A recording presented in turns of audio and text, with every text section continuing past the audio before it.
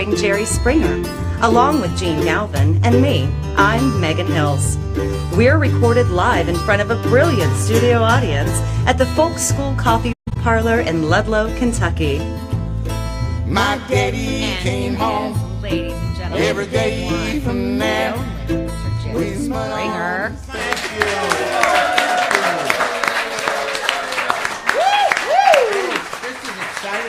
This is exciting to see everyone because last week no one was here. Right, because we weren't at the coffee shop because the people here were at the Whispering Beard Folk Festival, Which Friendship, Indiana. I attended over the weekend. It's a great festival. It was amazing. Thank you, Matt. Thank you, Big Dan, for an amazing festival.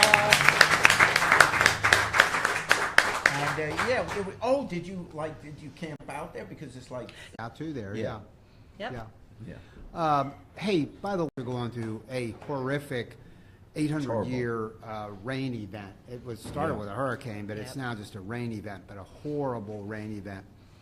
On television, the people that are pouring in there and how even the first responders have said, yeah, bring your boat in. If you have a Zodiac or a John boat, launch it and come here. We'll tell you addresses, and if you can GPS your way to that, what was a neighborhood, get some people out. Yep. Quite amazing. So the federal government's there, the state government, the local government, but it's that American spirit.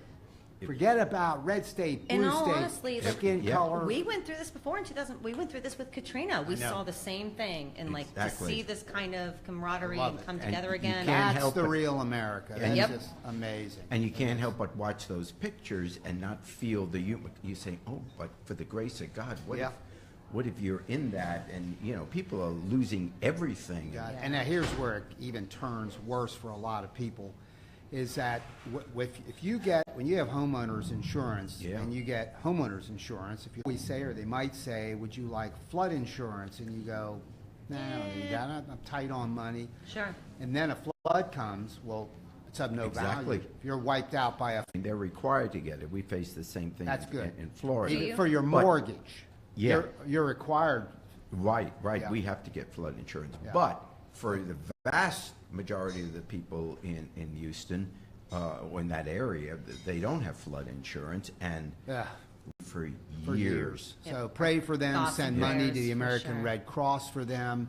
It's as simple as just going on to the American Red Cross website, and that's where they want to have one funnel, a trustworthy source to have the money go in there.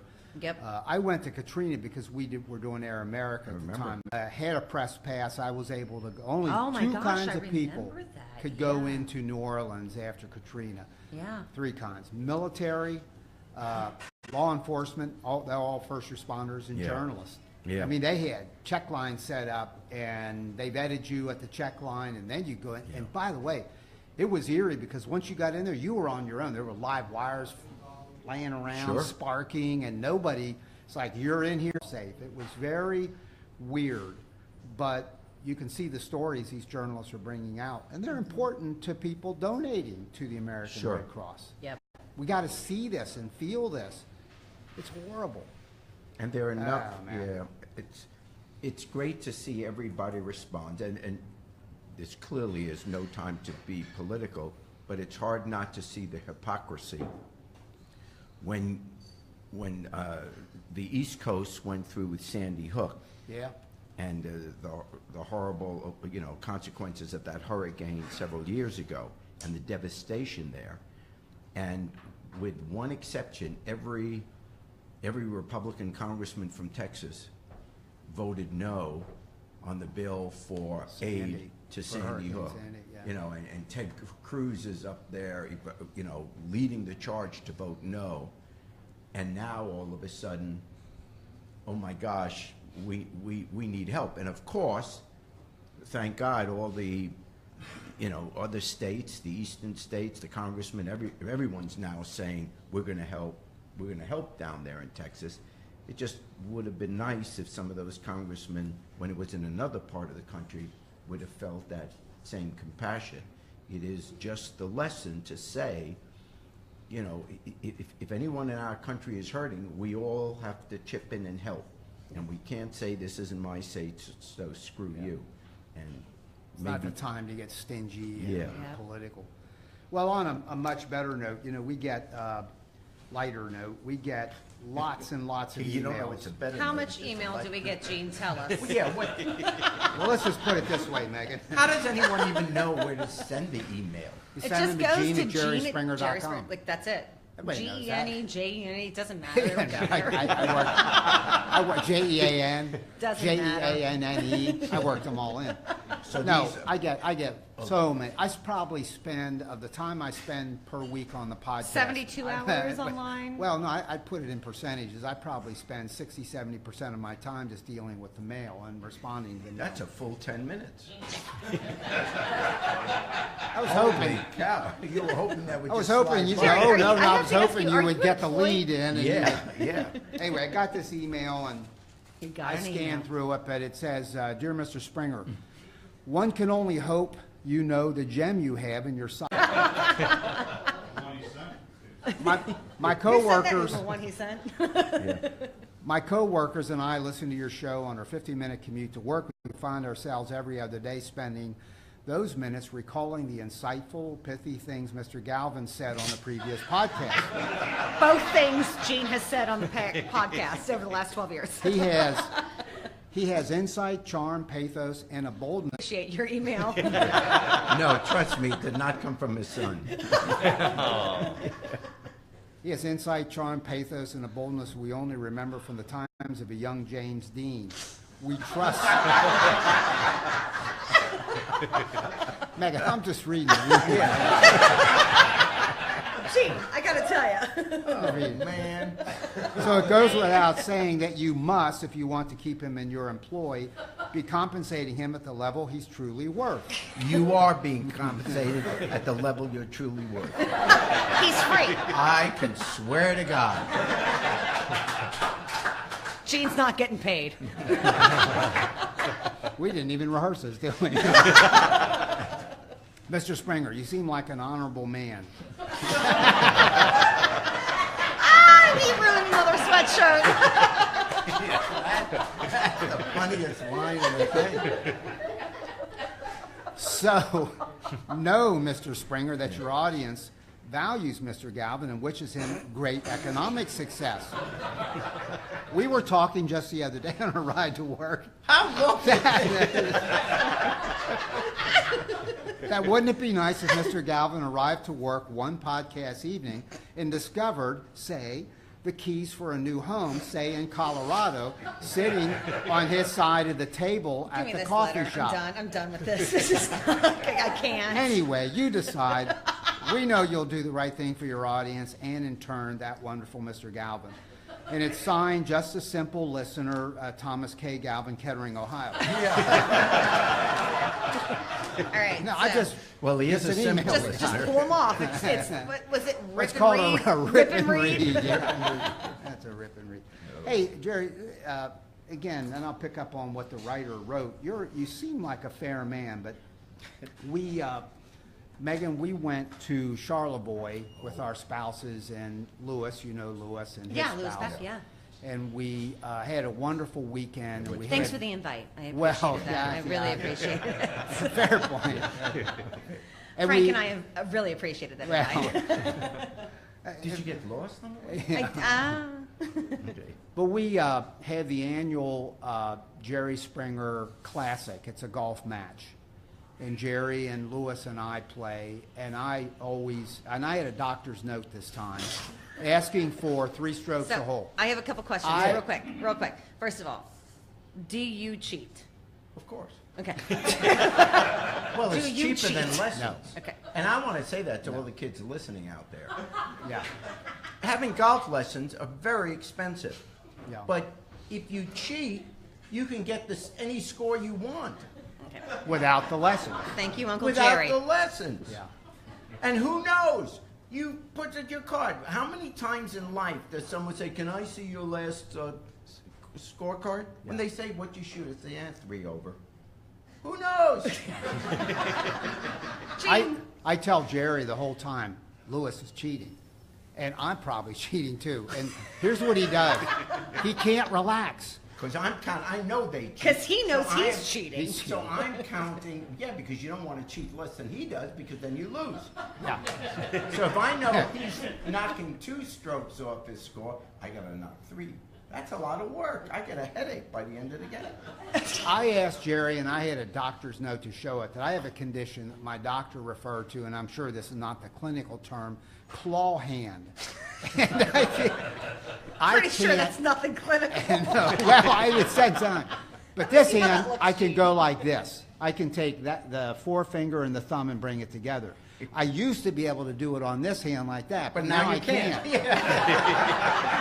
And I have asked him, give me 2, 3, preferably, but at least 2 3 strokes a hole. Wouldn't do it. No. Your doctor wouldn't write you a note for 2 strokes a hole. Well, he didn't guarantee that we wouldn't have a stroke playing. At our age, So it's always let me get this straight. Gene's complaint this week on the podcast That is he his didn't get enough doctor strokes. wouldn't give him a note for extra strokes So on the his golf course. very Well, first yeah, shot kinda, on the that's it. first tee I have to was tell really you, a this is nice like- shot. And honestly, and you won't believe this, but I really don't curse. No, you really don't. I really don't. do. No one You believes it, really but I do. don't. But Louis and I were cursing unbelievably at you because the first shot, after all this crying and moping, and we're getting tired of it, My was a hand great hurts. first shot. And you SOB, so you did great that first time. But So then everything went down. is this- I said, stick around. did he tee off better than you? Did he have a longer first drive? It was longer, and right down the center. I wasn't exactly down the center. Right down the center. But who ultimately luck. won? I wasn't there, Jerry. You're looking at me like I can't help you out here. Say it. Did you win, Jerry? He won. Jerry Funny shit won. I got no credit for it. He's my boss, kid. Let's go ahead. He won. My clubs, though, I have 1-800 clubs. This is true. Every club I have, I purchased late at night on a 1-800 number. You know where they get Bang, it all of this. And if you call right now. All these gimmick clubs, a lot of gimmick clubs. You do. I do. Yeah, Well, but- that's who you are, Mr. Springer. And then the whole thing, I'm making a career on a gimmick. and then the whole weekend culminated in watching the fight, the pay-per-view fight, Money Mayweather against the Irish guy. Conor McGregor. Yeah. And it made me think of something. My memory is, and correct me if I'm wrong, that as a kid, you were a boxer as a kid. That Jerry you wore Jerry golden Springer gloves. was a boxer? No, okay, let's put this in perspective. I have never, ever in my, which is almost embarrassing, but I can honestly say I have never been in a physical fight in my life, We all believe So I that. had that wrong. even then. as a kid, except my parents were concerned that I was such a wuss that they gave me, I went to the YMCA They gave to you a have blow-up boxing to- lessons.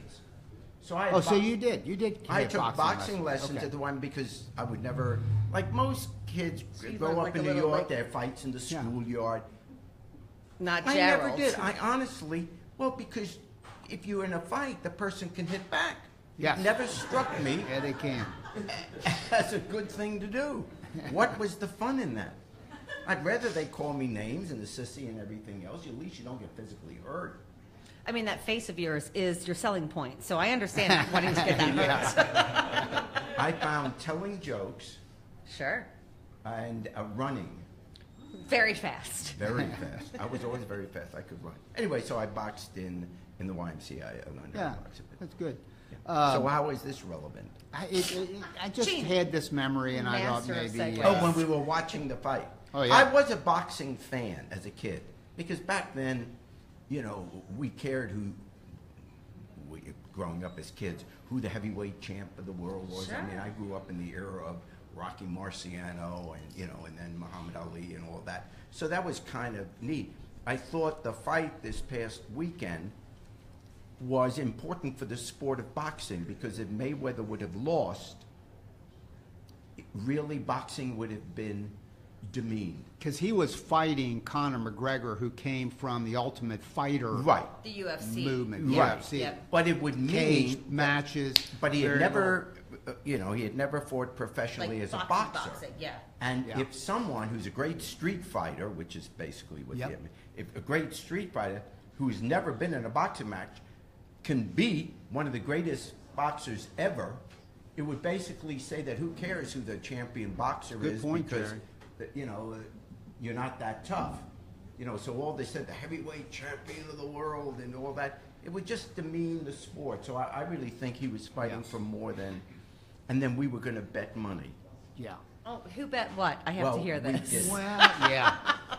Why is No, yeah, I don't think you should go. No, into I all shouldn't that. go into that. There's nothing wrong with it. It's No, but just that we're it's wrong. such No. losers. We didn't even know who to call, and we were.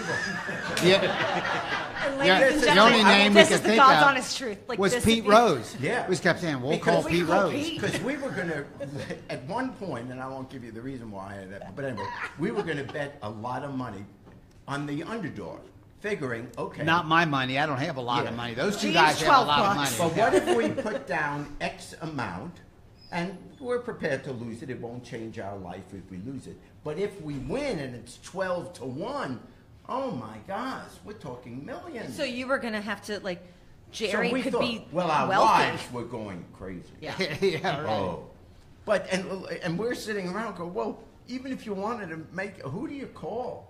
Pete Rose. Yeah. Yeah, That it? yeah, and That it? I wouldn't have any trouble making the news then. Turns out Jerry Springer's Well, you back had in the to call news. someone in Vegas because everywhere else it's illegal, I assume. Jerry. Like, Hey, maybe- do one thing. I can't. Don't do it all, but I just want people to understand. Jerry's sort of like a savant. I mean, there's just certain things he An knows. idiot can do. savant or just a savant? Jerry, Idiot. from the, I guess it's Johansson Patterson. Patterson. Just do June it. 26, 1959. Just When do a he little starts clip. rocking back Now and watch, forth watch. when he does this, There's it's so not weird. reading anything. Les Now- Keider Go. is the announcer. Ingemar Johansson is the challenger from Gothenburg, Sweden, and he's going to fight Floyd Patterson, who's like the 6 or 7-1 favorite. And Johansson was coming over from Sweden to fight, and no one gave him a chance. But I kind of liked the guy. He was he studied. He wasn't a traditional boxer. He studied Shakespeare. He came to New York. Didn't train. He went to Grossinger's, which was a resort, with his live-in girlfriend, which back in 19 and he says, I got thunder and lightning. I got a right hand. All I have to do is throw it and the fight will be over. And everyone was making fun of him. And so now here's the fight. And I went to see the fight, first fight on it, because up to then the fights had been on radio. So my dad, we had just gotten a new tape recorder, and my dad, he taped the fight for me. He recorded the fight for me on radio while I was at the fight. When I came home, and Johansson won. I was so excited. I'd listened to that so often that to this day, 60 years later, I've memorized Just the fight. do a little piece of it. Good evening, Americans and everyone across the sea in Canada and Europe. Johansson and Patterson, their third meeting in the guessing game, right up to ringside. At long range, Patterson is circling around from left to right. There's right, and down goes Patterson. The right hand landed, the thunder left. That's messed up. That's pretty Want to, that's after the badass. podcast, he'll do the whole fight. That's just like. Well, how many rounds did it last? 3 rounds? Two. What was it? Yeah, well, Go. Speaking of gifts, Sheriff Joe Arpaio got one last Friday night. nice. That, I don't know. Some of us, it just didn't feel right. What's Well- your take on that? Well, The pardon of Sheriff Joe Arpaio by President Donald Trump. Just as background, Sheriff Joe Arpaio, the sheriff in around Phoenix, Arizona. He'd been there for 25 years. In fact, about 20 years ago, my show went out to Arizona because he was a sheriff. He's a racist, and I don't say that lightly. he's an avowed racist. It's not anything he wants America to be, white, and he wants the Mexicans out of Arizona, and he wants the wall, and he's the one that's heading the deportations, and he's harassing Latinos, unbelievably so, in violation of the Constitution. And we'll get into that in a second. But he was the first one to have female chain gangs. So we went out there, my crazy television show, just to go on location to see his female chain gangs. Really? And he created a tent city where the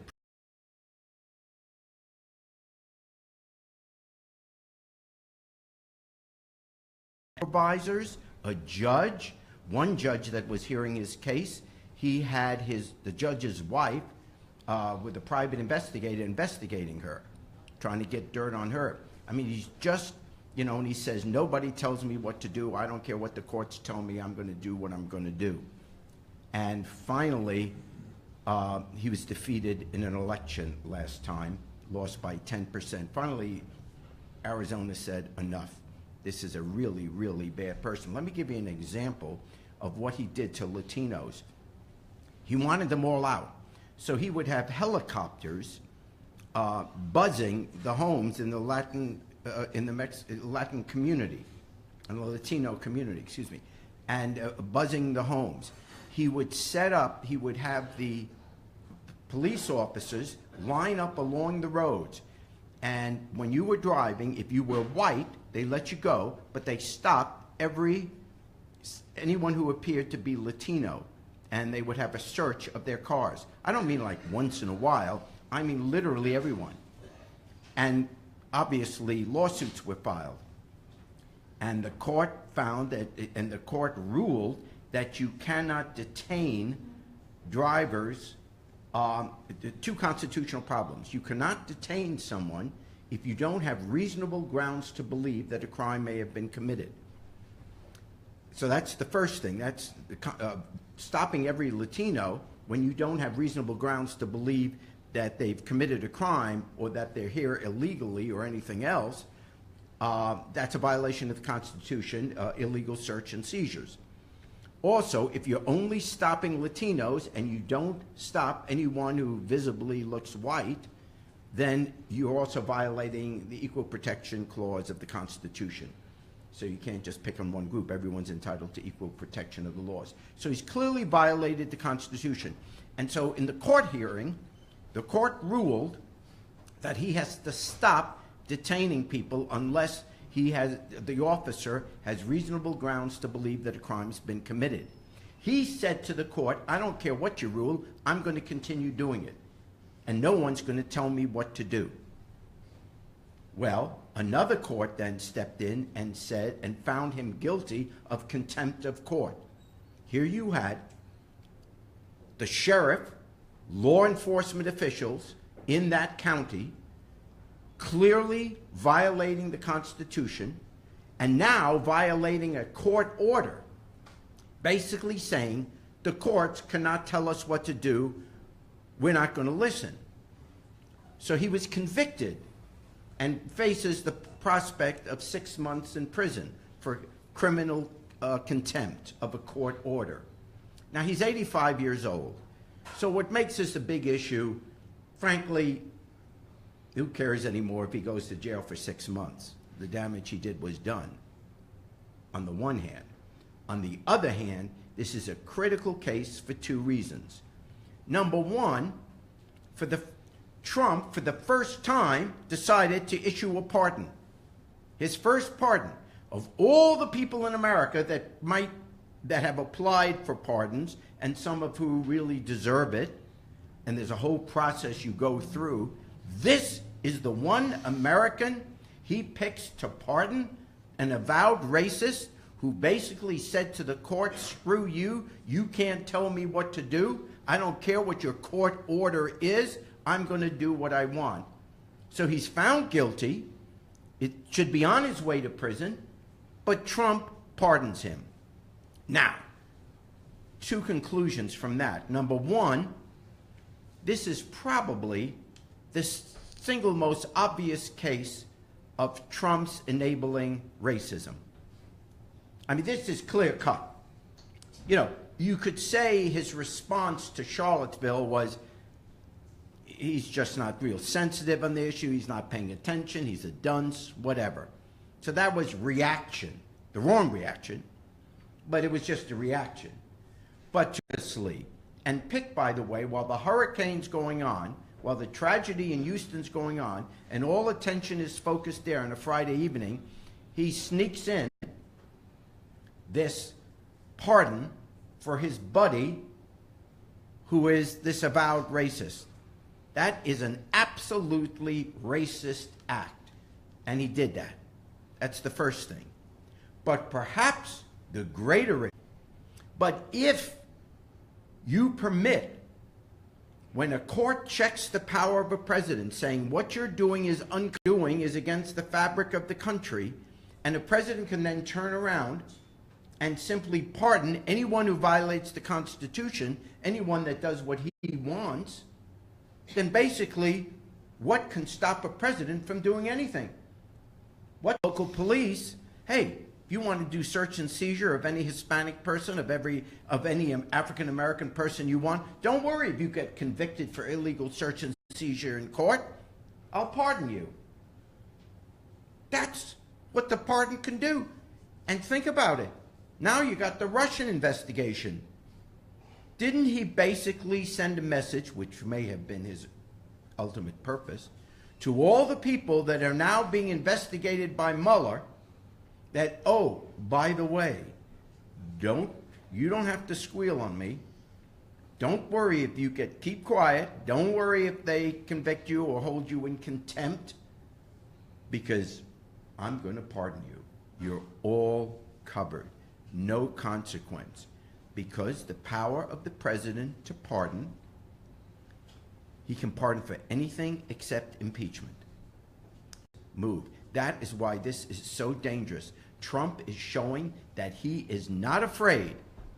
I mean, remember Nixon. What if Nixon had said, and by gosh, let's give Nixon credit for this, because even Nixon, with all the bad things he did, even understood that America is based on the separation of power court order. Because what Nixon could, and then he never would have been thrown out of office, because without the tapes, there wouldn't have been enough evidence. It would have looked too political. He could have handed the tapes to the secretary, or anyone in his administration, to Haldeman, Ehrlichman. Here are the tapes. Wink, wink, burn them. He wouldn't say that, but he'd wink like, fire. The court finds out that his assistant or whatever burned the tapes, and finds that person, and then Nixon would turn around and say, you're pardoned. So basically, Nixon could have stayed in office if he didn't understand the integrity of our court system. Trump doesn't understand that. Now, before you get too depressed, there are two ways out. The first probably won't happen, but it's, and I'm not running for Congress, but if I were sitting in Congress or sitting in the Senate, I think this is what I'd like to do. And maybe you'd get some Republicans to go along with it. What if Congress passed a resolution?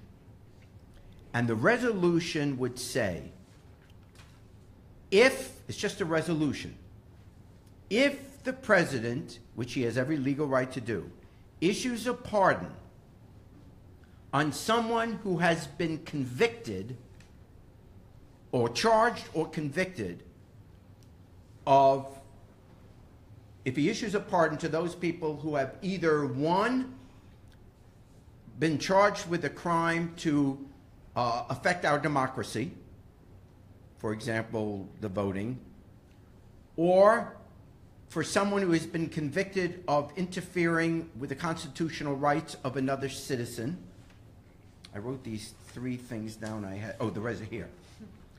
If the president chooses to pardon anyone charged or not yet tried or convicted of obstruction of justice, interfering with the democratic process, or violating the constitutional rights of any citizen, a filing for formal impeachment will be undertaken. The purpose of this resolution is to give the warning ahead of time, because afterwards it'll be too political. But if we now warn Trump, Democrats and Republicans alike, let Mueller find out whatever he finds out. But know this, you have a right to issue a pardon. But if you issue a pardon in these circumstances where someone is charged with interfering with the democracy, with our democratic process, like messing with the voting machines, or violating the constitutional rights of a citizen, or obstruction of justice, if you pardon those people in this case, we will start impeachment proceedings. It's hard to say this is political then. It's hard for a Republican to argue against that. All we're saying is we're letting the president know this power, which you rightfully have, but if you use it in this instant, we will. We have the power of impeachment, because that's the only way we can stop you. Because if we don't do that, then anything he does, he can do anything he wants, commit any crime he wants, like he says, shooting someone on Fifth Avenue, which, by the way, he can't do because that's a state crime, and he doesn't have the right to pardon on state crimes. But, you know, but that notion that on any federal crime he can get away with, why are we tolerating that, regardless of your politics? That's the most un-American thing you can get. Now, here's the good news. Because this resolution I'm proposing probably will go nowhere, the other thing which is more likely to happen is the president has the power to pardon anyone who is convicted, even before being convicted, of a possible federal crime. But he has no authority to pardon someone for a state crime. And most crimes are state crimes, including some of the things that Trump is potentially liable for right now. They had that meeting at the Trump Tower in New York State. There are laws in New York State against having a conspiracy to hack, to have computer hacking of any kind into Democratic headquarters, into Hillary's things, into their financial crimes that they're looking at, dealing with foreign powers. These are state crimes in many states. Apparently, 39 states have been hacked into. That means in 39 states, the state prosecutors, if Mueller gets fired, or if everyone Mueller gets, it's going to be pardoned by Trump, what's to stop state prosecutors from now bringing these charges against the very people that Mueller has? Because the state prosecutors are allowed to get the federal testimony of the federal grand juries. It's been done in the past, where Mueller will just hand over all the testimony to state prosecutors. State and federal government often work hand in hand in trying to get criminals. So, when you're in despair that, oh my gosh, what if Trump and his campaign committed crimes, serious crimes, away with it just by pardoning these people, because he doesn't have the right to pardon the people for state crimes, and some of what he's alleged to have done is a state crime.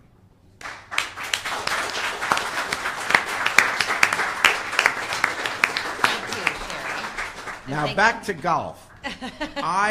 You're so bad at golf. We don't have to go there, dear. Like, I respect you and I like you as a boss. We don't have to talk about your golf. We have Arlo McKinley coming up here, though. And if I remember correctly, sir, you have joined us before very, very early on in this podcast. Yes, thank you very much. Like, I think second or third episode, yeah. Arlo joined us. It was early. Yeah. Thanks You for having me survived back. it. And turns out, Jerry, your name did not wreck his whole career. He's back. No, I'm good. He couldn't wreck. Yeah, So what have you been up to since then, my friend? the same thing, just still playing. Traveled a little bit. Traveled quite a bit. Yeah? Just still doing it. Still trying to. So. All right. Well, so Haven't tonight given you're up going to yet. sing for us.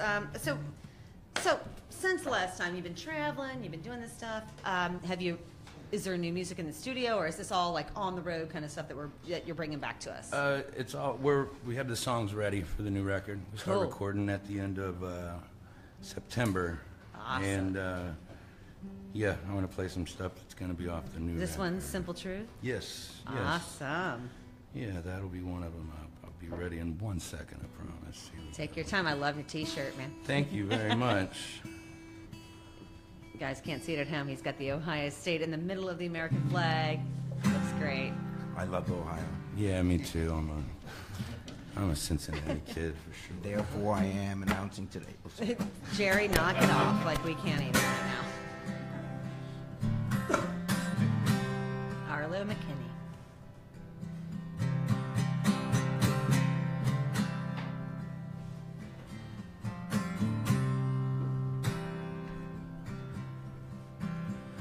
Fill my head with all your good ideas.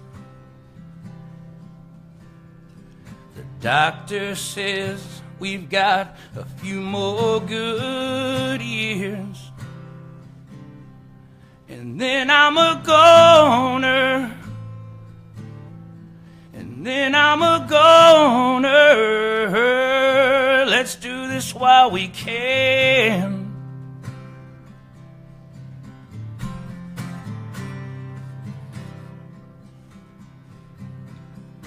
Every night these lights shine down on me, illuminate my scars for all to see. I no longer hide them. I no longer hide them. They are a part of me.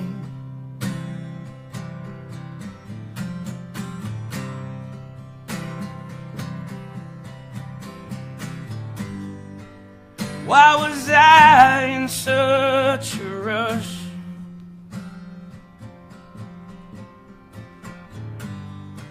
Still so many things I haven't seen, or that I have not done. Thought that time was limitless. Never realized it's a gift that's fragile and precious.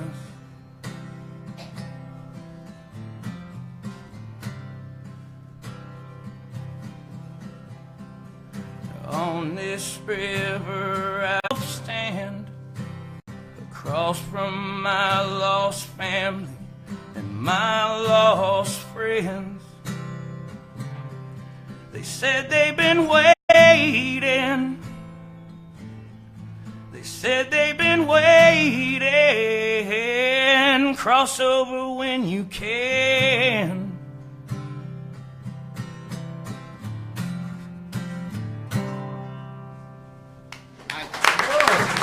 Thank you very much.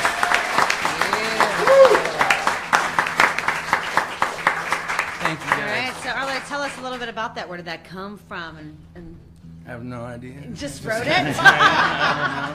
Just wrote this wait to beautiful read your song out of notes. nowhere? No, I don't know.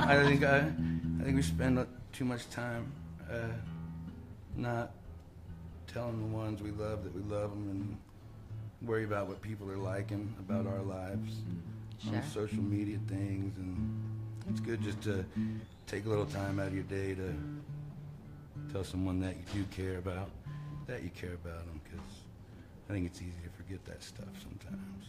Yep. So if it is about anything, I guess that would be it. There's nothing wrong with sending a message that way. It's kind of amazing. I guess people just don't have my number. And, That's and how really, it Jerry, fe- no that's one how wants it to call feels. you. Even if they No did. one seems to be calling me. Aw, baby, that's sweet. It's area code. It doesn't happen enough, and that's the thing. It doesn't happen anyway, enough. Arlo has another song, Jerry. Yes. It's called All That I Could Do. Is that correct? And you don't have to call Jerry and tell him that you love him. Yeah. But if anyone wants to, 555. If you need to give some love, Jerry's always receptive. So Arlo, all that I could do. Another new one? Yeah, let's hear it. All right.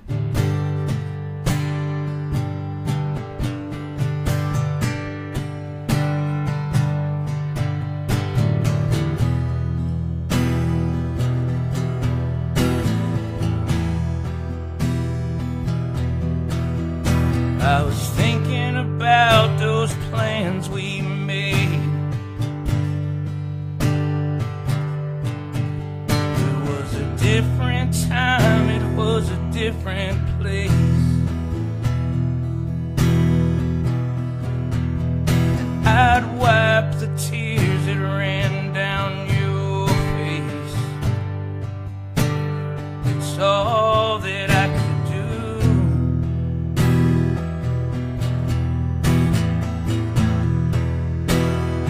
You're still with me now, somehow. I'll never let you go.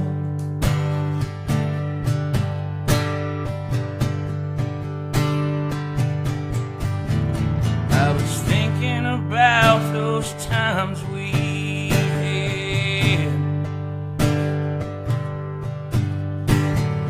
took the good, we took the bad. I'd hold you when your heart got sad. It's all that I could do.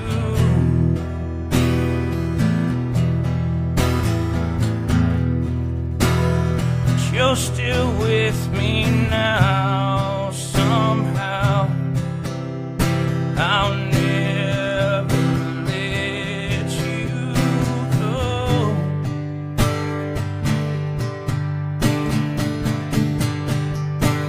But you're still with me now, somehow. I'll never let you go.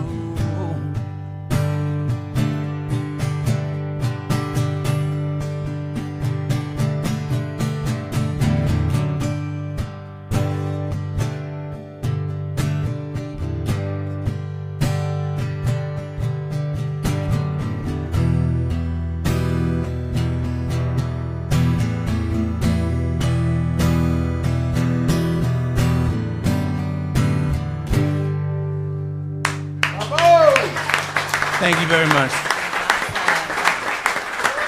All right, Arlo, for those of us who would like to learn more about your music, where can we find you, sir? On Facebook. I mean, you could give us your name. It would help. Arlo, McKinley, and Lonesome Sound. Awesome. Do you have like a regular website, or can we find you on iTunes, anything like that? You can find me on iTunes, Spotify. Awesome. Arlo McKinney. Ladies and gentlemen, it's McKinley, correct, sir? Yes, McKinley. Yes, McKinley. yes. All right. So you're going to take us out this evening? Casey's gonna. With I'm one gonna Mr. help. Casey I'm gonna help Campbell. Casey Campbell. He's saving. We're gonna do all this up tonight. I mean, this boy knows what he's doing, so let's see what he's got. I'm gonna lay down my heavy load down by the riverside. All right, down by the riverside. I said, down by the riverside. We're gonna lay down our heavy load here down by the riverside. Let's study that war no more. Talking to you, North Korea. I ain't gonna study that war no more. No, I ain't gonna study that war no more.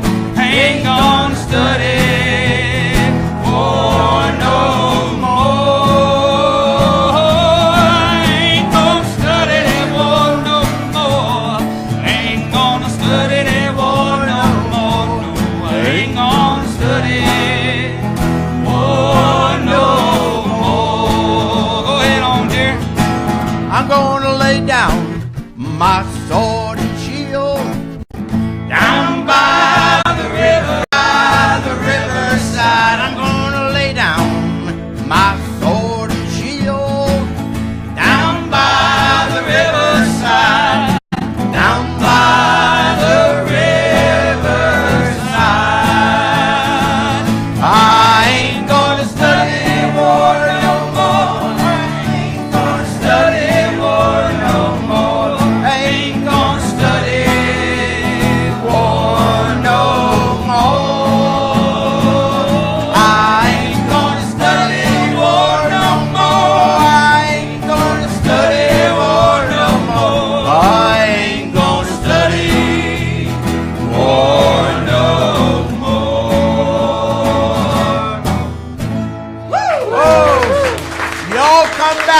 you hear?